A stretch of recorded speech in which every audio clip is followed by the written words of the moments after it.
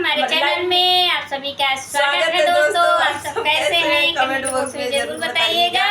और दोस्तों आप सबके लिए एक प्यारा सा छोटा सा लेके आए हैं नाच गीत, धमाकेदार नाच गीत हमारा है। अगर हमारा गीत आप सबको पसंद आएगा तो कमेंट बॉक्स में जरूर बताइएगा कि हमारा गीत कैसा धमाकेदार हमारा गीत कैसा लगा। चटाकेदार पटाकेदार है। हाँ।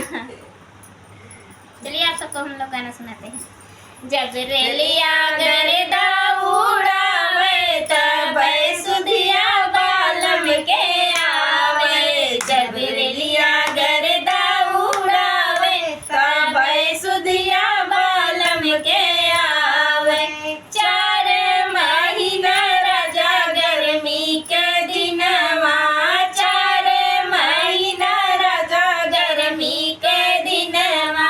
जब केहू बेनिया डोलावे तब सुधिया बालम के आवे। जब केहू बेनिया डोलावे तब सुधिया बालम के आवे।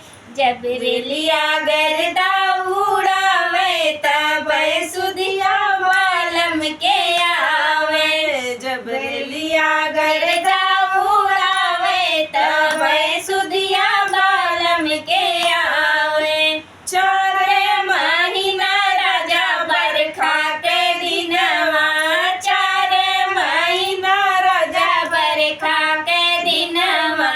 जब केहू मड़ई छवावे तब सुधिया बालम के आवे। जब केहू मड़ई छवावे तब सुधिया बालम के आवे। जब रेलिया गरदा उड़ावे तब सुधिया बालम के आवे। जब रेलिया गरदा उड़ावे तब सुधिया बालम के आवे। 4 महीना राजा जाड़ा के दिनवा, 4 महीना राजा जाड़ा के दिनवा।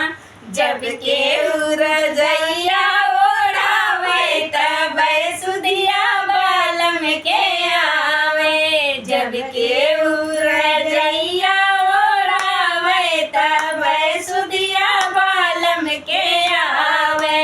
जब रेलिया गरदा उड़ावे तब सुधिया बालम के आवे। जब रेलिया गरदा उड़ावे तब सुधिया बालम के आवे।